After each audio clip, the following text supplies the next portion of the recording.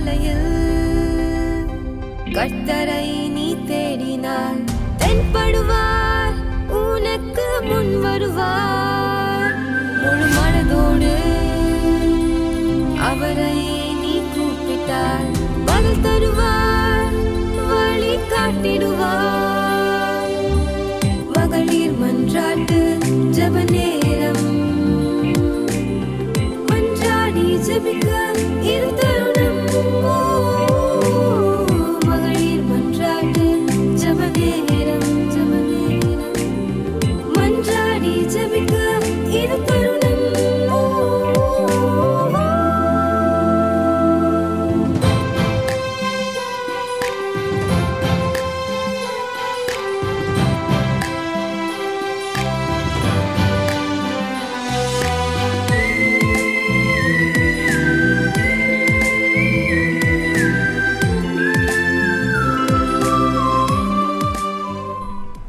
Praise the Lord. கர்த்தருக்கு ஸ்தோத்திரம். இந்த காலை வேளையில் அப்பாவின் பாதத்தில் அமர்ந்து அப்பாவை ஸ்துதிக்க ஸ்தோத்திரிக்க எம்எம்ஜே குழு மூலமாக அநேக மக்களை சந்திக்க இந்த ஹெவன் டிவி மூலமாக அநேக மக்களோடு ஆண்டோடைய வார்த்தையை பகிர்ந்து கொள்ள ஆண்டவர் செய்த கிருபைக்காக ஆண்டவரை கொடாகுடி ஸ்தோத்திரங்களை செலுத்துகிறேன். எத்தனையோ பேருக்கு கிடைக்காத சந்தோஷம், எத்தனையோ பேருக்கு கிடைக்காத பாக்கியம், எத்தனையோ பேருக்கு கிடைக்காத மன அமைதியை இந்த உலகத்திலே தர வந்த கர்த்தர் இவ்வளோ பெரிய தகப்பன் நம்மோடு கூட இருந்து கடந்த 5 மாதங்களையும் பத்திரமாக கண்ணின் மணியை போல பாதுகாத்தார் அல்லவா? அவருக்கு கொடாகுடி ஸ்தோத்திரங்களை செலுத்த நாம் கடமைப்பட்டுள்ளோம். ஒவ்வொரு நிமிஷமும் அவர் நாம் தூங்கினாலும் அவர் தூங்காதபடி நம்மை கண்ணின் மணியை போல பாதுகாக்கிற தகப்பன் நம்மோடு கூட இருக்கிறபடியால் அவருக்கு கொடாகுடி ஸ்தோத்திரங்களை மறுபடியும் நாம் செலுத்த வேண்டியவர்களாக இருக்கிறோம். இந்த நேரத்தில், இந்த காலை நேரத்தில் அவருடைய பாதப்படியில் அமர்ந்து அப்பா என்று கூப்பிடத்தக்கதாக ஆண்டவர் நமக்கு தந்திருக்கிறாரே பெரிய பெரிய சிலாக்கியம். அந்த சிலாக்கியத்துக்காக அவரை துதிப்போமா? இந்த நேரத்தில் ஒரு நிமிஷம் ஆண்டவர் நமக்கு கற்றுத்தந்த ஜெபம் இவ்வளோ அழகாக மாயக்காரரை போல நாம் அலப்ப வேண்டாம் என்று சொல்லி ஆண்டவர் அழகான ஒரு ஜெபத்தை அவருடைய சீசலுக்கு கற்றுக் கொடுத்தாரு. அந்த ஜெபத்தை பெற்று சிறிது நேரம் நாம் தியானிப்போமா? ஆலயங்களில் நாம் செல்லும் போது அநேக மணி நேரங்கள் ஜெபத்தில் தரித்திருக்கும் போதும் கடைசியாக நாம் ஜெபிக்கும் போது ஆண்டவர் சொல்லி தந்த அந்த பரமண்டலத்தில் இருக்கிற எங்கள் பிதாவே, உம்முடைய நாமம் பரிசுத்தப்படுவதாக, உம்முடைய ராஜ்யம் வருவதாக, உம்முடைய சித்தம் மண்டலத்திலே செய்யப்படுவது போல பூமியிலும் செய்யப்படுவதாக, எங்களுக்கு வேண்டிய ஆகாரத்தை எங்களுக்கு தாரும், எங்கள் பாவங்களை எங்களுக்கு மன்னியும், எங்களுக்கு வேண்டிய ஆகாரத்தை எங்களுக்கு தாரும், எங்கள் பாவங்களை எங்களுக்கு மன்னியும், நாங்கள் எங்களிடத்தில் கடன்பட்ட யாவருக்கு எங்களுக்கு மன்னிக்கிறோமோ அதே போல் மற்றவர்களுக்கு மன்னிக்கத்தக்கதாக எங்களுக்கு கிருபை செய்யும் என்று எல்லாவற்றையும் தீமையினின்று எங்களை ரட்சித்துக் கொள்ளும் என்று அநேக தரம் நாம் சொல்லியிருக்கிறோம். ஆனால் அதை உண்மையான அர்த்தத்தை நாம் புரிந்து கொள்கிறோமா? இந்த நேரத்தில் ஆண்டவரே, இந்த லூக்கா 11ஆம் அதிகாரம் 2ஆம் வசனம் முதல் 4ஆம் வசனம் வரை நீர் அநேக தடவை அந்த வார்த்தைகளை நாங்கள் சொல்லுகிறோம். ஆனால் அதை உண்மையான அர்த்தத்தை நாங்கள் புரிந்து கொள்ளாமல் சொல்லுகிறோமே சுவாமி. அதை எங்கள் மனப்பாடமாக எங்கள் இருதயத்தில் நாங்கள் ஏற்றுக்கொண்டு அப்பா சொல்லி தந்த அந்த அழகான ஜெபத்தை நாங்கள் கை கொள்ளத்தக்கதாக சுவாமி எங்களோடு கிருபை செய்யும் என்று அந்த ஜெபத்தை குறித்து சிறிது நேரம் நாம் எல்லாரும் தியானிப்போம். அதற்கு முன்பாக இந்த அழகான ஊழியத்தை செய்து வருகிற அந்த ஊழியத்தைக்காக நாம் ஜெபிக்க கடமைப்பட்டவர்கள். இந்த நேரத்தில் இந்த ஹெவன் டிவி ஊழியம் எத்தனையோ பேர் வீட்டுக்குள்ள காலை எழும்பின உடனே ஆண்டோடைய வார்த்தையை கேட்கலாம் என்று அவளோடு காத்திருக்கும் போது அந்த அழகான வார்த்தை இந்த டிவி மூலமாக கேட்டுக்கொள்ள முடிகிறதே எவ்வளோ பெரிய சிலாக்கியம். எத்தனையோ நாட்கள் சீக்கிரத்திலே இந்த வாசல்கள் எல்லாம் அடைபடும் முன்பாக ஆண்டோடைய சந்ததியில் ஓடி வந்து அவருடைய வார்த்தைகளை கேட்கத்தக்கதாக ஒரு நல்ல வாய்ப்பை ஏற்படுத்தி தருகிற இந்த ஊழியத்தை மென்மேலும் கர்த்தர் ஆசீர்வதிப்பாராக. அதுக்கு காரணமான மேத்யூ பிரதரை ஆசீர்வதிப்பாங்க. அந்த நேரத்தில் அப்பா அவன் பாதப்படி எல்லாரும் ஓடி வந்து ஆண்டவரே எஜமானனே, இந்த நாளை நாங்கள் ஆரம்பிக்கிறோம் சுவாமி, உம்முடைய பாதப்படியில் எங்களை வைத்து நாங்கள் ஆரம்பிக்கிறோம் சுவாமி, எங்களுக்கு ஜெபிக்க கற்று தந்தீரப்பா. அந்த ஜெபத்தை நாங்கள் ஜெபிக்க இன்னும் அர்த்தத்தோடு முழுமையாக புரிந்து கொண்டு ஜெபிக்கத்தக்கதா எங்களை ஆயத்தப்படுத்துகிறோம் என்று நாம் ஆண்டவருடைய பாதப்படியில் வருவோம்மா. ஒரு நிமிஷம் எல்லாரும் சேர்ந்து அந்த எஜமானனே என்ற பாடலை பாடுவோமா? ஆண்டவர் இந்த உலகத்துக்கே தலைவரான எஜமான், இந்த உலகத்தை படைத்த தலைவர், அவர் சொல்லி தந்த ஒவ்வொரு காரியங்களையும் நம் வாழ்க்கையில் நாம் கை கொள்ளும் போது எஜமான் உலகத்துக்கு தர முடியாத சந்தோஷத்தையும் உலகம் தர முடியாத சமாதானத்தையும் தந்து இந்த உலகத்திலே நம்மை வழி நடத்துவார் என்பதற்கு எந்த விதமான சந்தேகமே இல்லை. இந்த நேரத்தில் எல்லாரும் சேர்ந்து அவருடைய பாதத்தில் அமர்ந்து, உலகம் என்னை பகைத்தாலும் உண்மையாய் அன்பு கூறுவாயாக, உற்றார் உன்னை வெறுத்தாலும் உந்தன் சிலுவை சுமப்பாயா என்ற அழகான பக்தனுடைய பாடலை நாம் எல்லாரும் சேர்ந்து இந்த காலை தியானத்தில் அமர்ந்திருக்கிற நாம் பாடுவோமா? உனக்காக நான் மரித்தேனே, எனக்காக நீ என்ன செய்தாய். நமக்காக மரித்த ஆண்டவரை நோக்கி எல்லாரும் சேர்ந்து இந்த பாடலை பாடுவோமா? உலகோர் உன்னை பகைத்தாலும் உண்மையாய் அன்பு கூறுவாயா. உற்றார் உன்னை வெறுத்தாலும் உந்தன் சிலுவை சுமப்பாயா. உந்தன் சிலுவை சுமப்பாயா. உனக்காக நான் மரித்தேனே, எனக்காக நீ என்ன செய்தாய். உனக்காக நான் மரித்தேனே, எனக்காக நீ என்ன செய்தாய். எனக்காக நீ என்ன செய்தாய். உலக மீன்மை ஆர்ப்பமென்றும் உலக ஆஸ்தி குப்பையென்றும் உள்ளத்தினின்று கூறுவாயா. ஊழியம் செய்ய வருவாயா. ஊழியம் செய்ய வருவாயா. உனக்காக நான் மரித்தேனே, எனக்காக நீ என்ன செய்வாய். உனக்காக நான் மரித்தேனே, எனக்காக நீ என்ன செய்தாய். எனக்காக நீ என்ன செய்தாய். மீட்பன் இல்லாத ஆடுகள் போ மேய்கின்ற பாவ புல்வெளியில் மீட்பன் இயேசுவை அறிந்த நீயும் மீன்மையை நாடி ஓடுகின்றாயோ. மேன்மையை நாடி ஓடுகின்றாயோ. உனக்காக நான் மரித்தேனே, எனக்காக நீ என்ன செய்தாய். உனக்காக நான் மரித்தேனே, எனக்காக நீ என்ன செய்தாய். எனக்காக நீ என்ன செய்தாய். அவர் இந்த நேரத்தில் ஸ்தோத்திரித்து இந்த அழகான வார்த்தையை ஆண்டவர் நமக்கு சொல்லி தந்த அழகான வார்த்தையை பற்றி நாம் சிந்திப்போமா? லூக்கா 11ஆம் அதிகாரத்தில் அந்த 2ஆம் வசனத்தை நாம் தியானிக்கும் போது ஆண்டவர்கிட்ட அந்த சீஷர்கள் கேட்குறாங்க, ஆண்டவரே, யோவான் தன் சீஷருக்கு ஜெபம் பண்ண போதித்தது போல நீரும் எங்களுக்கு போதிக்க வேண்டும் என்றார். அப்பொழுது ஆண்டவர் சொல்லிக் கொடுக்குற ஜெபந்தான் அந்த பரமண்டலத்து ஜெபம். அந்த பரமண்டலத்து ஜெபத்தை பற்றி நாம் யோசிக்கும் போது ஆண்டவர் நமக்கு ஜெபம் என்று சொன்னாலே ஜெபம் ஒரு தூண். நம் எல்லா காரியங்களும் அந்த ஒரு தூணை உறுதியாக இருந்தால் தான் ஆவிக்குரிய வாழ்க்கையும் நம்மளால் வாழ்க்கையாக உறுதியாக கொண்டு போக முடியும். ஆண்டவர் சொல்கிறாரு, உன்னுடைய பாரங்கள், உன்னுடைய சுமைகள், உன்னுடைய கண்ணீர், உன்னுடைய கவலைகள், உன்னுடைய சந்தோஷம் எல்லாத்தையும் எனக்கு இறக்கி வைக்கிற ஒரு சுமை தாங்கியாக நான் இருக்கிறேன் என்று சொல்கிறார்ல. அவரிடத்தில் இறக்கி வைக்கிற ஒரு பெரிய இடம்தான் அந்த ஆண்டவரோடு ஜெபிக்கிற அந்த நேரம். அந்த ஜெபிக்கிற நேரம் அந்த ஆண்டவர் சொல்கிறார், நீ ஒன்றுக்கு கவலைப்படாமல் எல்லாவற்றையும் எனக்கு தெரியப்படுத்தின ஆண்டவர் சொல்கிறார்ல. தேவனுக்கு தெரியப்படுத்துங்கள், அப்பொழுது எல்லா பத்திக்கும் மேலான தேவ சமாதானம் உங்களோடு இருந்து உங்களை நிரப்புவாராக நிரப்பும் என்று பிலிப்பியர் 4ஆம் அதிகாரம் 7ஆம் வசனத்தில் ஆண்டவர் சொல்கிறார் அல்லவா. எவ்வளோ பெரிய ஸ்லாக்கியத்தை ஆண்டு நமக்கு தந்திருக்கிறாரு. உலகத்தில் எங்களுக்கு உபத்திரம் உண்டு, ஆனால் நான் உலகத்தை ஜெயித்தேன் என்று சொல்கிறார்களா. உலகத்தில் யாராக இருந்தாலும், எப்படிப்பட்ட மனுஷனாக இருந்தாலும், பெரியவனோ சிறியவனோ, எல்லாருக்கும் அவன் தகுதிக்கு ஏற்ற மாதிரி அநேக கஷ்டங்கள் உண்டானா அந்த கஷ்டங்களை எல்லாம் ஒன்றுக்கு நீ கவலைப்படாதேன்னு அவருடைய பாதத்தில் நாம் இறக்கி வைக்கும் போது எல்லா புத்திக்கும் மேலான தேவ சமாதானத்தினால ஆண்டவர் நம்மை நிரப்ப வல்லமையுள்ள தேவப்பனாக இருக்கிறார். இந்த நேரத்தில் எப்படி நாம் ஜெபிப்பது, ஆண்டவரே எப்படி ஜெபிப்பது என்று நாம் ஆண்டவர்கிட்ட நம்ம கேட்கும்போது ஆண்டவர் அநேக வழியாக நமக்கு சொல்லி தருகிறார். ஆண்டவர் மலை பிரசங்கத்தில் ஜெபம் பண்ண கற்றுக் கொடுத்த போது மத்தேயு 6 அதிகாரம் 9 முதல் 13 வசனங்களும் பார்க்கும்போது ஆண்டவர் அந்த ஜெபத்தில் நம்ம ஆண்டவர் பரமண்டல ஜெபம் என்றார். அது ஆண்டோடைய ஜெபம் அல்லது பரமண்டல ஜெபம்னு சொல்கிறாங்க.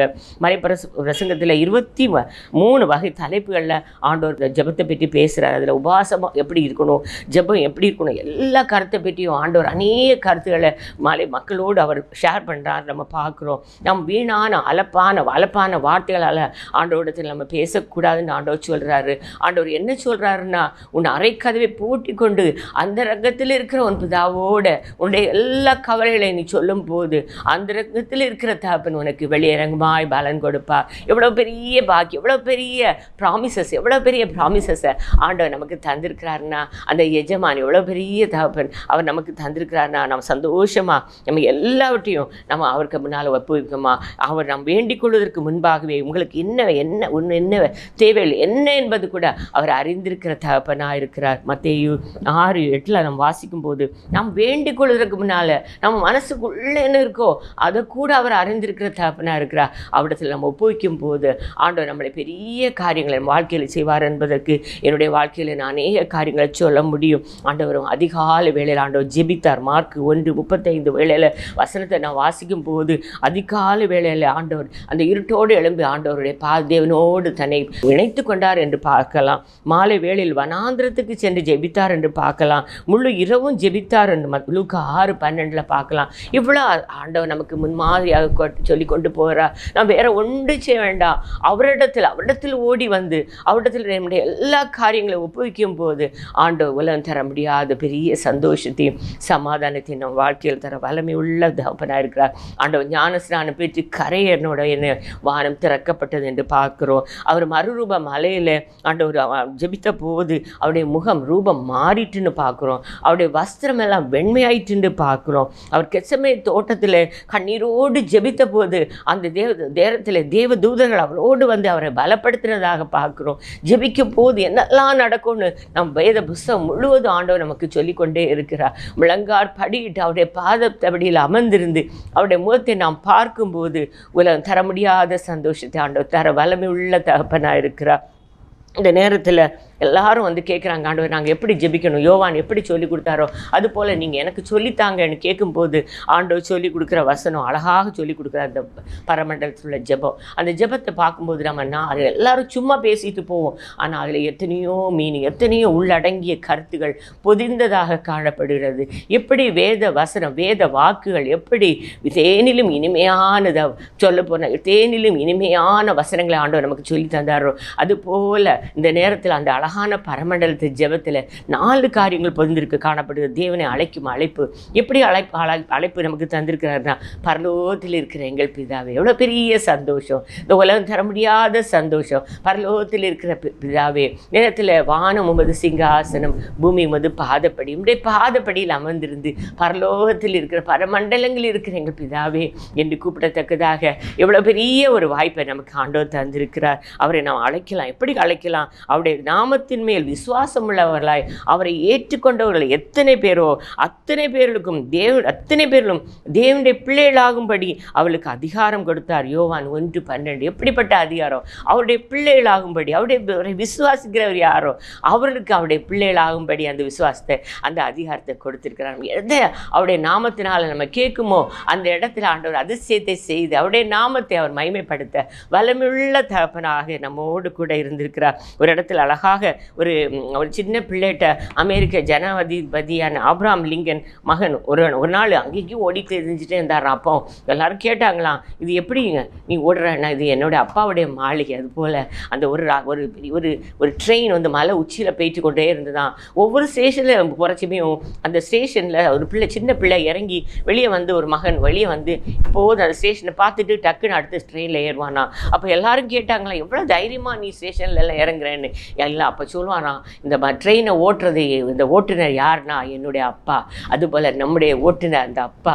அப்பாவின் பிள்ளைகள் நம்ம உரிமையோடு எங்கள் அப்பா எனக்கு இது வேணும்னு கேட்டால் அப்பா தர வல்லமையுள்ள தகப்பனாக இருக்கிறார். அந்த பரமண்டலத்தில் உள்ள எங்கள் பிதாவே ஆண்டவர் அழைக்கிற பாக்கியத்தை தந்திருக்கிறார். அடுத்தபடியாக ஆண்டவர் என்ன சொல்கிறாரு, தேவனை அவரை சார்ந்து அடுத்தபடியாக அவருடைய நாமம் பரிசுத்தப்படுவதாக. ஆண்டவர் தூதர்கள் மத்தியிலே ஓயாம தூதர் மத்தியிலே பரிசுத்தர் என்று போற்றப்படுகிற தூதர்கள் மத்தியிலே வாழ்ந்து கொண்டிருக்கிற பரிசுத்தரை அவருடைய நாமம் பரிசுத்தப்படுவதாக என்று சொல்கிறோம். நம்ம அந்த நேரத்தில் அவர் நம்முடைய மோசே ஆண்டவரத்தை போய் கேட்குறான், ஆண்டவரே நீர் அவருடைய நாமம் என்ன என்று கேட்டபோது கர்த்தர் இருக்கிறவராகவே இருக்கிறேன் என்று சொல்கிறாருன்னா அவர் எவ்வளவு பெரிய அவர் இன்றும் நேற்றும் இன்றும் என்றும் மாறாத தகப்பன், நம்மோடு கூட இருந்து நேற்றும் இன்றும் என்றும் மாறாத தகப்பன், முடிவில்லாத ராஜ்யத்தை நமக்கு தரத்தக்கதா இன்று என்னோடு நம்மோடு கூட இருக்கிற தகப்பன். அவரை தான் பரிசுத்தர் என்று நாம் போற்றி அவருடைய பாதப்படியில் இந்த நேரத்தில் நம்ம அவரை கடமைப்பட்டிருக்கிறோம். ஆண்டவர் எப்படிப்பட்டவர்னா அவர் நம்ம சுத்தமான உடை உடுத்தி நம்முடைய இருதய சுத்தமாக இருந்து நம்முடைய கைகள் சுத்தம், நம்முடைய கால்கள் சுத்தம், நம்முடைய சிந்தனை சுத்தம் எல்லாமே பரிசுத்தமாக இருக்கும்போது பரிசுத்தராயர் அவரை நாம் தரிசிக்க முடியும். ஆண்டவர் எப்படி பரிசுத்தராக இருக்கிறாரோ அதுபோல நாம் பரிசுத்தமாக அவருடைய பாதப்படியில் அமர வேண்டும். அவருக்கு பிரியமில்லாத எல்லா காரியங்களையும் தூக்கி எறிந்து விட்டு அவருடைய பாதப்படியில் அமரும் முன்பாக, ஆண்டவரே அந்த வேண்டாம் அப்பா, அந்த காரியங்கள் நினைக்க வேண்டாம் சுவாமி, இந்த பாவமான காரியங்களை நான் நினைக்க வேண்டாம் சுவாமி, நீர் பரிசுத்தரப்பா, அதுபோல நாங்கள் பரிசுத்தராக இருக்கணும் என்று அவருடைய நாமத்துக்கு மகிமை கொண்டு வருகிற பிள்ளையாக அந்த பரிசுத்தர் முன்பாக நாம் இருக்கும்போது ஆண்டவர் பூரண எந்த கபடு தகப்பன், எந்த கலப்படம் இல்லாத தகப்பன் மத்தியில் நாம் அமரும் போது ஆண்டவர் நம்முடைய ஜெபத்துக்கு பதிலளிக்க வல்லமையுள்ள தகப்பனாக இருக்கிறார். ஏசாயா சொல்கிறா, தேவ சந்ததியில் நான் வந்து இருக்கும்போது தேவ சமூகத்துக்கு நான் வந்தபோது என்ன சொல்கிறாருன்னா, ஐயோ நான் அசுத்த உதடுகள் உள்ள மனிதன், உதடுகள் உள்ள மனிதன் மத்தியில் வாசமாக இருக்கிறேன்னு சொல்கிறார். அசுத்த உதடுகள் முன்னால் ஒன்று பேசுவாங்க, பின்னால் ஒன்று பேசுவாங்க. ஏசப்பா இந்த உலகத்தில் எவ்வளோ நன்மை செய்தவராக இருந்த போதும் கூட அவருக்கு முன்னும் பின்னுமாக அவரை தூஷித்த எத்தனையோ மனுஷர், அப்படிப்பட்ட மனுஷர் மத்தியில் நாம் வாழ்ந்து கொண்டிருக்கும் போதும் நம்முடைய வார்த்தைகள் எல்லாம் ஆண்டவருக்கு பிரியமாக இருக்கணும், அவை பரிசுத்தமாக இருக்கும். அப்படி இருக்கும்தால் மட்டும்தான் ஆண்டவர் பரிசுத்த தகப்பன் நம்முடைய வார்த்தைகளை ஏற்றுக்கொள்வார் என்பதற்கு எந்த சந்தேகமே இல்லை. ஆண்டவர் அந்த என்ன சொல்கிறாருன்னா, சேனைகளின் தேவனாகிய கர்த்தாவே உம்முடைய நாமம் எனக்கு தரிப்பிக்கப்பட்டிருக்கிறது, உம்முடைய நாமம் எனக்கு தரிப்பிக்கப்பட்டிருக்கு. என்ன தரிப்பிக்கப்பட்டிருக்கிறது? அவன் கிறிஸ்தவன், அவள் கிறிஸ்தவர்கள் என்ற நாமத்தை நாம் ஏற்றுக்கொண்டிருக்கிறோம். இருக்கிறதே அந்த நாமத்தை நாம் பரிசுத்தத்தோடு காத்துக்கொள்ள வேண்டும். அது எரேமியா 15:16 நாம் வாசிக்கும் போது அந்த நாமத்தை நாம் பரிசுத்தமாக காத்துக்கொள்ள வேண்டும், பரிசுத்தமாக காத்துக்கொள்ளணும். ஒரு நாள் அவருடைய நாமத்தை வீணிலே நாம் வழங்கக்கூடாது. அவசியமில்லாமல் ஆண்டோடைய நாமத்தை வார்த்தையை இந்த உலகத்தில் நம்ம சொல்லக்கூடாது. அவருடைய நாமத்தினால் அப்படி சொல்கிறேன்னு சொல்லவே கூடாது. நாம் சொல்லுகிற ஒவ்வொரு வார்த்தையிலும் நாம் கவனமாக இருக்கணும். ஆண்டோடத்தில் நாம் எதை கேட்பீர்களோ, நீங்கள் எந்த நாமத்தினால் எதை கேட்பீர்களோ அதை குமாரனில் பிதா மகிமைப்படும்படியாக அதை செய்வேன் என்று சொல்கிறார். ஆண்டவர் நாம மகிமைப்படும்படியாக நம்ம எதை கேட்டாலும் அவருடைய சித்தமானால் அதை நமக்கு செய்ய வல்லமையுள்ள தகப்பனாக இருக்கிறார். இந்த நேரத்தில் அடுத்ததாக நாம் சொல்லும்போது அவருடைய நாம பலத்த உருவம், நீதிமான் அதுக்குள் ஓடி சுகமாக இருப்பான். நம்ம உலகத்தில் அநேக கஷ்டங்கள் இருக்கும், அந்த கஷ்டங்கள் எல்லாம் வரும்போதும் அவருடைய பலத்த துருகமான ஆண்டோடத்தில் நம்ம ஓடி போகணும். அந்த ஓடி போகும்போது அவருக்கு அடைக்கல பட்டணத்துக்குள்ளே நம்ம இருக்கும்போது, அந்த கண்மலையாய கிறிஸ்துக்குள் நம்ம ஒளிந்திருக்கும் போது, நம்முடைய பலத்த துருகமாய் அவருக்குள் ஒளிந்திருக்கும் போது நம்ம சுகமாக இருக்க முடியும் என்பதற்கு ஆண்டவர் அழகான அந்த வசனங்களை நமக்கு சொல்லி தந்திருக்கிறார். நம்ம எல்லாத்தையும் கஷ்டமாக இருக்குன்னா அங்கே ஓடுறோம் இங்கே ஓடுறோம், அவரிடத்துல சொல்கிறோம், சான்ஸே இல்லை. சொல்ல வேண்டிய ஒரே இடம் அந்த பரிசுத்தராகி அவரிடத்துல சொல்லும்போது ஆண்டவர் எல்லா பதில் தர வல்லமையுள்ள தகப்பனாக இருக்கிறார். அடுத்தபடியாக அவருடைய ராஜ்யம் வருவதாக.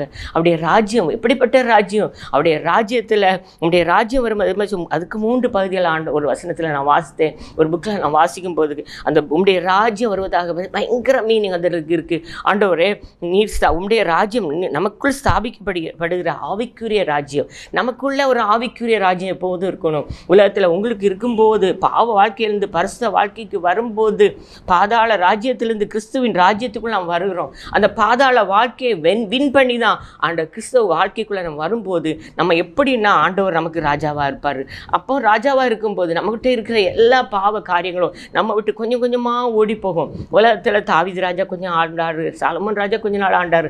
ஆனால் நித்தியமாக நம்மளை ஆளுகிற தகப்பன் நம்மோடு இருக்கிறபடியால் அவருடைய ராஜ்யத்தை நம் சுமந்தவர்களாக செல்ல வேண்டும். நம் வாழ்க்கையில் எப்போது அப்போது ஆண்டவர் அவருடைய பணிவிடைக்காரராகிய அவருடைய தேவதூதலை நமக்குள்ள அனுப்புவார், நம்மளை பாதுகாக்கும்படி அனுப்புவார், நம்முடைய காரியங்களுக்காக போராட அனுப்புவார் என்பதற்கு பரலோக ராஜ்யம் நமக்குள் வரும்போது அவர் நமக்கு அனுப்ப வல்லமை உள்ள தகப்பனாக இருக்கிறார். ஜெபத்தில் இருக்கிற ஒவ்வொரு பேரும் ஆண்டவரே பரலோக ராஜ்யத்தை எங்களுக்கு தரணும் அப்பா. பரலோக ராஜ்யம் அடுத்தபடியாக ஆண்டவரே நீர் வரும்போது அந்த 1000 வருஷ அரசாட்சியில் கூட ராஜா உம்மை நாங்கள் எதிர்கொள்ளத்தக்கதாக எங்களை ஆயத்தப்படுத்தும் என்று நம்ம கேட்கணும்.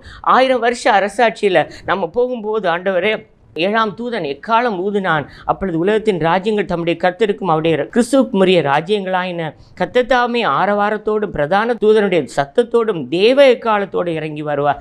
தேவ எக்காலத்தோடு பிரதான தூதனுடைய சத்தத்தோடு ஆண்டவர் இறங்கி வரும்போது அந்த 1000 வருஷ அரசாட்சியும் கூட நம்மை ஆயத்தப்படுத்தி கொள்ளணும். ஆண்டவர் அதான் சொல்கிறார், உங்களுடைய ராஜ்யம் வருவதாக. இவ்வளோ பெரிய பாக்கியத்தை ஆண்டவர் தந்திருக்கிறார். நம்ம மென்மேலும் ஆயத்தப்படுத்தும் போது அவருடைய ராஜ்யத்துக்கு அவருடைய பிள்ளைகளாக மாற முடியும். அடுத்தபடியாக ஆண்டவர் சொல்கிறது பரலோக ராஜ்யம். அந்த நித்தியமாகிய ஆண்டவருடைய ராஜ்யத்துக்கும் நம்மை ஆயத்தப்படுத்தத்தக்கதாக ஒவ்வொரு நாளும் பரிசுத்தத்தின் மேல் பரிசுத்தமடைந்து ஆண்டவருடைய விருப்பத்தை நிறைவேற்றுகிற பிள்ளைகளாக நாம் வாழும்போது அவருடைய ராஜ்யத்துக்கு நம் உடனாளிகளாகவும் என்பதற்கு எந்த விதமான சந்தேகமே இல்லை. உம்முடைய ராஜ்யம் வருவதாக என்று சொல்லுகிற அந்த வார்த்தை ஒவ்வொரு நாள் ஆண்டவரே உம்முடைய ராஜ்யத்தை என்னிலே நிலைப்படுத்தணும்ப்பா. உமக்கு பிரியமான மகனாக இந்த உலகத்தில் நான் வாழும்போது கர்த்தாவே நீர் உம்முடைய நாமத்தை மைமைப்படுத்துவீர் என்று சொல்லி ஜெபிக்கும் போது ஆண்டோடைய நாமம் மைமைப்படும். இந்த நேரத்தில் அடுத்த லைன் பார்க்கும்போது உம்முடைய சித்தம் பரலோகத்தில் செய்யப்படுவது போல பூமியில் செய்யப்படுவதாக.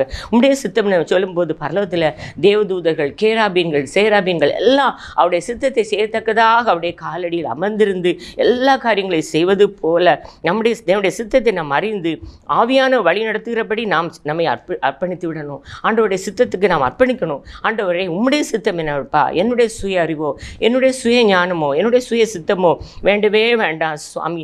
நீரை எங்களை எல்லா ஞானத்தோடும் ஆவிக்குரிய விவேகத்தோடும் அவருடைய சித்தத்தை அறிகிற அறிவினாலே நிரப்பப்பட வேண்டும் என்று கொலோசியர் 1:9 நாம் வாசிக்கிறோம். கொலோசியர் 1:9 நீங்கள் எல்லா ஞானத்தோடும் ஆவிக்குரிய விவேகத்தோடும் அவருடைய சித்தத்தை அறிகிற அறிவினாலே நிரப்பப்பட வேண்டும். அவருடைய சித்தத்தை அறிகிற அறிவினாலே நிரப்பப்படும். அப்போது ஒரு ஆண்டவர் நீங்கள் மதியற்றவர்களாக இராமல் கர்த்தருடைய சித்தம் என்னதென்று உணர்ந்து கொள்ளுங்கள். எபேசியர் 5:17 ஆண்டவர் சொல்கிறாரு, நீ மதியற்றவர்களாக இராமல் அவருடைய சித்தத்தை அறிந்து கொள்ளணும். எப்படி அறிந்து கொள்ளணும்? நம் ஜெபத்தின் மூலம் ஆண்டவரோடு காத்திருக்கணும், அவருடைய பாதப்படியில் அமர்ந்திருந்து ஆண்டவரே உம்முடைய சித்தம் என்ன என்று சொல்லித்தாருங்கப்பா. இந்த வேலையை ஆரம்பிக்க போகிறேன்ப்பா, இந்த பிஸ்னஸ் ஆரம்பிக்க போகிறேன், என்னுடைய பிள்ளைக்கு படிப்பை நான் ஆரம்பிக்க போகிறேன், பிள்ளைக்கு வாழ்க்கையை தீர்மானிக்க போகிறோம், அப்பா உம்முடைய சித்தம் என்ன என்பதை எங்களுக்கு சொல்லித்தாரும் என்று அவருடைய பாதப்படியில் அமர்ந்திருக்கும் போது கர்த்தருடைய சித்தத்துக்கு ஒப்பு கொடுக்கும் போது ஆண்டவர் கர்த்தர் எனக்காக யாவை செய்து முடிப்பார் என்ற வசனத்தின்படி ஆண்டவர் நமக்காக எழுந்திடுவார், நமக்காக எல்லாவற்றையும் செய்து முடிப்பார். எவ்வளோ பெரிய சந்தோஷத்தை, எவ்வளோ பெரிய சிலாக்கியத்தை நம்ம வாழ்க்கையில் தந்திருக்கிறாருன்னா ஒரு நாள் மற்றவங்களை குறை சொல்லாமல் ஆண்டோடைய பாதப்படியிலே அமர்ந்திருக்கணும். குறிப்பிட்ட நேரத்தில் ஆண்டவர் நமக்கு பதில் அளிக்க வல்லமையுள்ள தகப்பனாக இருக்கிறார். அழகான நம்ம ஆண்டோடைய நம்ம எனக்கு ஒவ்வொரு பேருக்கும் வாழ்க்கையில் நம்முடைய நிறைய கஷ்டங்கள் வருதுன்னா அவருடைய சித்தத்துக்கு நான் ஒப்பு கொடுக்காதபடியா என்னுடைய அம்மாவுடைய ஒரு அம்மா சிக்காந்தமே கூட நான் எப்போவும் சொல்வேன் பாஸ்டர் எனக்கு அம்மாவுக்கு ஆயுசு நாட்கள் நீட்டு தரணும்னு. அப்போ அந்த பாஸ்டர் சொல்லுவார், 3 வருஷம் அம்மா உங்களுக்கு கேன்சர் பேஷண்ட்டாக 85 வயசு ஆண்டவர் நீட்டு தந்தாச்சு, இனி ஆண்டோடைய சித்தத்தின்படி நீங்கள் ஒப்பு கொடுங்க, இனி அவங்க கஷ்டப்பட்டது போதும்னு நீங்கள் ஆண்டவர்கிட்ட ஒப்பு கொடுக்கும்போது ஆண்டோடைய ராஜ்யத்தை அவங்க சந்தோஷமாக போவாங்கன்னு சொன்னாங்க.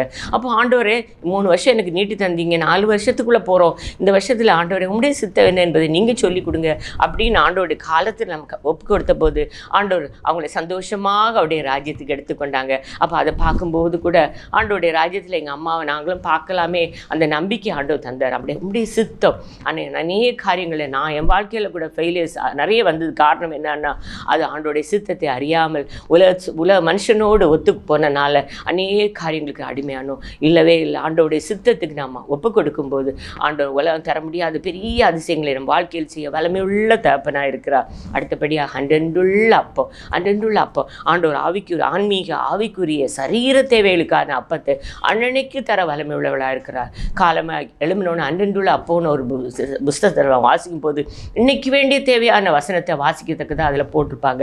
அன்னைக்குள்ளே ஆவிக்குரிய வசனம், அன்னைக்குள்ளேய ஆன்மீக வசனத்தை அதில் நம்ம கற்றுக்கொள்ளலாம். ஆண்டவர் என்ன சொல்கிறாரா, மனுஷன் அப்பத்தினால் மாத்திரமல்ல தேவனுடைய வாயிலிருந்து புறப்படுகிற ஒவ்வொரு வார்த்தையினாலும் பிழைப்பான் என்று ஆண்டவர் சொல்கிறாருன்னா, சங்கீதம் 32 எனக்கு என் வாழ்க்கையில் கூட எல்லாராலும் ஒரு ஐசியூவில் எல்லா கண்டிஷன் பேடாக இருக்குது, சான்சஸ் ரொம்ப லெஸ்ஸாக இருக்குன்னு பயந்த நேரத்தில் கூட ஆண்டவர் சங்கீதம் 32 என்னை அழகாக தேடினார். நீ உன்னை விண்ணப்பத்தை கேட்டேன், உன் கண்ணீரை கண்டேன், உன்னை சுகமாக்குனேன். என்ன அழகாக எனக்கு கூட பேசினார் தெரியுமா? ஆண்டவர் விரும்புகிறது அன்னன்னைக்கு வேண்டிய அப்பத்தை அவர் தருகிறார். அன்னன்னைக்கு வியாதியிலேருந்து கொடுமையில் இருக்கிறியா, உனக்கு வேண்டிய தருவார். ஒரு மழையினால் அந்த ஃபங்க்ஷன் எல்லாம் கஷ்டப்படுமா? இல்லை, வேண்டாம், ஆண்டவரத்தை கேட்கணும். அன்னன்னைக்குள்ள அப்போ ஆண்டவரே நீ தரணும்னு சொல்லும்போது அந்த இயற்கையை கூட நமக்கு அனுகூலமாக்கி தர வல்லமையுள்ள தகப்பனாக இருக்கிறார். நமக்கு வேண்டிய உணவை அவர் தர வல்லமையுள்ள தகப்பா. எங்கள் குற்றங்களை மன்னியும் நம்ம கேட்கணும். ஆண்டவரே, எங்களுடைய ஜெபம் கேட்கப்படாததுக்கு காரணம் நாங்கள் அநேக பேரை மன்னிக்கவே இல்லை. ஆனால் நீ கல்வாரி இருந்தபோது கூட உண்மை கஷ்டப்படுத்தினவங்களுக்கு மன்னிப்பு கேட்டீரப்பா. அந்த ஸ்தேவான் அந்த கல்லிருந்து கொண்டவங்களை கூட அவங்கள மன்னிக்க தான் சொன்னார் சுவாமி. எத்தனை மிஷனரிஸுக்கு அவங்களை கஷ்டப்படுத்தி எல்லாவற்றையும் இழந்த போது கூட அவளை மன்னிக்க தான் சொன்னாங்க சுவாமி. அதுபோல் எங்களை மன்னிக்கிறவர்களாக மாற்று என்ற ஆண்டவரத்தில் நம்ம கேட்போமா? அது மாதிரி சோதனைக்குள் பிரவேசிக்க பண்ணாமல் எங்களை விடுவித்தரணும். சோதனை பயங்கரமான சோதனைகள் வரலாம். அந்த யோசேப்புக்கு வந்த சோதனை, தானியேலுக்கு வந்த உணவில் கொண்டு வந்து கொடுக்குற சோதனை, யோசேப்புக்கு அந்த அரண்மனையில் வந்த சோதனை, எத்தனையோ சோதனைகள். அந்த சோதனை காரணம் தான் சொல்லுவாங்க சாத்தானே. எப்படியெல்லாம் சோதிக்கலான்னு எப்படியெல்லாம் வர முடியுமோ வருவான். ஒரு பணம் ஆசையை காட்டுவான். யூதாஸ் காரியத்தை சோதித்ததுனால அவன் அந்த வெள்ளி காசுக்கு அடிமையாகி அழகான மனுஷனை ஆண்டவரை காட்டி கொடுத்தாருல. இதெல்லாம் அந்த சோதனைகள் எல்லாம் அந்த உலகத்தில் நாங்கள் போகிறோம் சுவாமி. அதெல்லாம் நாங்கள் ஃபேஸ் பண்ண வேண்டிய நேரத்துக்குள்ளே இருக்கிறோம். ஆனால் நீர் எங்களை சோதனைகள் எங்களை காப்பாற்றோன்னு சொல்லி அவன் ஆண்டவர்கிட்ட நம்ம கேட்கும்போது, யாபேஸ்ன்னு அந்த ஆண்டவருடைய பிள்ளை ஆண்டவர் சொல்கிறார், கண்ணீரோடு ஜெபித்தாரா, தீங்கு என்னை துக்கப்படாதபடிக்கு அதற்கு என்னை விலக்கி காத்தரலும் என்று வேண்டிக் கொண்டான் என்று 1 நாளாகமம் 4ஆம் அதிகாரம் 9ஆம் வசனம் 10ஆம் வசனத்தில் நம்ம வாசிக்கும்போது, யாபேஸ் கண்ணீரோடு ஆண்டவர்கிட்ட கேட்கும்போது தீங்கு என்னை அண்டிக்கொள்ளாதபடி என்னை காத்தரலும் என்று கேட்டவர். அதுபோல் நம்மளும் தீங்கு என்னை அண்டிக்கொள்ளாதபடி சுவாமி, நாங்கள் உலகத்தில் பரப்பிட்டு போகிறோம், வேலைக்கு போகிறோம் சுவாமி, ட்ராவலில் போகிறோம் சுவாமி, அநேக மக்களை மீட் பண்ண போகிறோம் சுவாமி. ஆனால் தீங்கு எங்களை துக்கப்படாதபடிக்கு, தீமை எங்களை தொடாதபடிக்கு, சோதனைகள் எங்களை தொடாதபடி, சோதனைக்காரன் எங்கள்கிட்ட வராதபடிக்கு அப்பனே நீ எங்களை காத்துக்கொள்ளும் என்று அந்த வார்த்தையை அழகாக ஆண்டவர் சொல்லி தருகிறார். அடுத்தபடியாக ராஜ்யம், வல்லமை, மகிமை எல்லாத்துக்கும் கனத்துக்கு உரிய தகப்பன். அவரிடத்தில் நம்ம எல்லாவற்றையும் ஆண்டவரே நீர் தான் வானத்துக்கும் பூமியின் சகல அதிகாரமுக்கு கொடுக்கப்பட்டிருக்கிறதப்பா. அந்த வானத்து முந்தினவரும் பிந்தினவரும் உயிர் உள்ளவருமா இருக்கிற மரணத்துக்கும் பாதாளத்துக்கும் உரிய திறவுகோலை உடையவர் நீரப்பா. உமக்கு எல்லா கனமும் என்று சொல்லி அந்த வசனங்களை ஆண்டவர் முன்னால் நாம் சமர்ப்பிக்கும் போது, அந்த பரமண்டத்து ஜெபத்தை ஆண்டவர் முன்னால் நாம் சொல்லும்போது, அந்த மீனிங்கோடு அந்த அர்த்தத்தோடு ஆண்டவரிடத்தில் நாம் சொல்லும்போது ஆண்டவர் எல்லாவற்றையும் கேட்க வல்லமை உள்ள தகப்பனாக இருக்கிற அந்த நேரத்தில் ஒரு நிமிஷம் கண்களை மூடி, ஆண்டவரே மரணத்துக்கும் பாதாளத்துக்கும் உரிய திறவுகோலை உடைய கருத்தில் இருக்கிறது சுவாமி.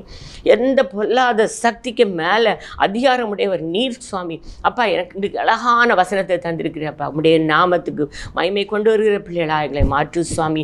நீர் பரிசுத்தராக இருந்தது போல நாங்களும் பரிசுத்தராக இருக்கணும் சுவாமி. உம்முடைய சித்தம் அப்பா, அந்த கெத்செமனே தோட்டத்திலே கூட நீர் உம்முடைய அப்பாவிடத்தில் கேட்கிறீர்ப்பா. அப்பா, அந்த எதிரே என்னை விட்டு நீங்கள் கூடுமானால் நீங்கட்டும், இந்த பாத்திரம் என்னை விட்டு நீங்கள் கூடுமானால் சொல்கிறீரப்பா. அதுபோல் நாங்களும் எங்களுடைய கஷ்டங்களை அப்பாவிடத்தில் நாங்கள் கேட்கும்போது நீர் அவற்றை மாற்றித்தர உமக்கு சித்தமானபடி எங்களை வனைய அப்பனே எங்களை ஒப்புக் கொடுக்கிறோம் சுவாமி. உம்முடைய சித்தம் மட்டும் எங்கள் வாழ்க்கையில் நிறைவேறும் போது அது அதிசயமாக இருக்கும் அப்பனே, அது ஆச்சரியமாக இருக்கும் கர்த்தாவே. அப்படிப்பட்ட வாழ்க்கை எங்களுக்கு தாரும் சுவாமி. அப்போ அன்றெண்டுள்ள அப்பத்தை எங்களுக்கு தாரும்ப்பா. எங்களுக்கு அதுக்கு மேலாக நாங்கள் ஆசைப்படாதபடி அன்றெண்ட நாளுக்கு அது பாடு போதும் என்று சொன்னீரே சுவாமி. அப்பா, காட்டு புஷ்பங்களை கவனித்து பாருங்கள் என்று சொன்னீர்கள் அப்பா. அது விதைக்கிறதும் இல்லை, அறுக்கிறதும் இல்லை, ஆனாலும் அதையும் தேவன் அப்பா போஷிக்கிறீர் அப்பா, அதை உடுத்து வைக்கிறீர் சுவாமி. அதுபோல் அப்பா எங்களை அப்பா உடுத்து வைத்து ஒவ்வொரு நாளும் நடத்துகிறீரப்பா. என்ன தேவையோ அப்பா நடத்துகிறீரப்பா. அப்பா, உமக்கு கொடாகுடி ஸ்தோத்திரம் ஸ்தோத்திரம் ஸ்தோத்திரம் என்று சொல்லுவோம்மா. என்ன அழகாக சுவாமி. அதுபோல் எங்களுடைய குற்றங்களை மன்னிக்கிற, மற்றவங்களுக்காக நாங்கள் மன்னிக்கிற இதயத்தை தாரும் சுவாமி. அப்பா எத்தனையோ பேர் அப்பா எங்களை கட்சிக்கிற சிங்கத்தை போல் எங்கள் முன்னால் வந்தாலும் கர்த்தாவே, நாங்கள் அப்பா அப்பாவிடத்தில் எல்லாவற்றையும் ஒப்படைக்கும் போது கர்த்தாவே நீர் எங்களுக்காக எழுந்தருவே சுவாமி. எப்படிப்பட்ட கேஸாக இருந்தாலும், எப்படிப்பட்ட கஷ்டமான சூழ்நிலையாக இருந்தாலும், எப்படிப்பட்ட மரண கட்டுகளாக இருந்தாலும் பெண்ணே, உம்மிடத்தில் நாங்கள் ஒப்பு கொடுக்கும் போது சோதனைக்காரர் எங்களை சோதிக்காதபடி பரலோக ராஜாவை நீர் எங்களுக்காக எழுந்தபடியா ஸ்தோத்திர ராஜாவே. அப்பா உமக்கு ஸ்தோத்திரம் ஸ்தோத்திரம் ஸ்தோத்திரம் என்று எல்லா மகிமைக்கும் காரணரே, எல்லா புகழ்ச்சிக்கும் காரணமே அப்பா. உம்முடைய நாம சொல்ல சொல்லப்பா எல்லா கட்டிலும் உடைந்து போகுமே அப்பா. இந்த பரலோகத்தில் இருக்கிற எங்கள் பிதாவின் முன்பாக எங்களை தாழ்த்துகிறோம் சுவாமி, எங்களை தாழ்த்துகிறோம் அப்பனே. ராஜா நீர் எங்களுக்கு சொல்லித்தாரோம் சுவாமி. எப்படி எங்களுக்கு ஜெபிக்க சொல்லி கற்றுத்தந்தீரப்பா, அதுபோல் நாங்கள் வாழ கற்றுத்தாரோப்பானே, நடக்க கற்றுத்தாரோப்பா. எங்களுக்கு நடக்க தெரியாது சுவாமி, எங்களுக்கு பேச தெரியாதப்பா, எங்களுக்கு ஒன்று தெரியாதப்பா. ஆனால் திக்கற்றவளா உங்களை விடேன் என்று சொன்னதா அப்போ எங்களோடு கூட இருந்தப்பா, எங்களை நடத்துகிறீரப்பா. உமக்கு ஸ்தோத்திரம். இந்த ஊழியத்தை மென்மேலும் நீர் ஆசீர்வதித்து கொண்டிருக்கிறப்பா, ஸ்தோத்திரம் சுவாமி. இதுக்கு வேலை செய்கிற ஒவ்வொரு ஊழியக்கார பிள்ளைகளையும் ஆசீர்வதியப்பா, ஆசீர்வதியம். உங்களுடைய நாமத்துக்கு மகிமையாக எடுத்து பிரயோஜனப்படுத்தும் அப்பனே. பாங்குட்டங்கள் எல்லாவற்றையும் மன்னி இயேசு கிறிஸ்து நாமத்தினாலே ஜெபங்களும் பரமபிதாவே, ஆமீன் ஆமீன். துவைக்கவும் என்று நான் இருந்தேன், ஜெபிக்கவும் கொடுக்கவும் என்று தான் உணர்ந்தேன். சமைக்கவும் துவைக்கவும் என்று நான் இருந்தேன், ஜெபிக்கவும் கொடுக்கவும் என்று தான் உணர்ந்தேன்.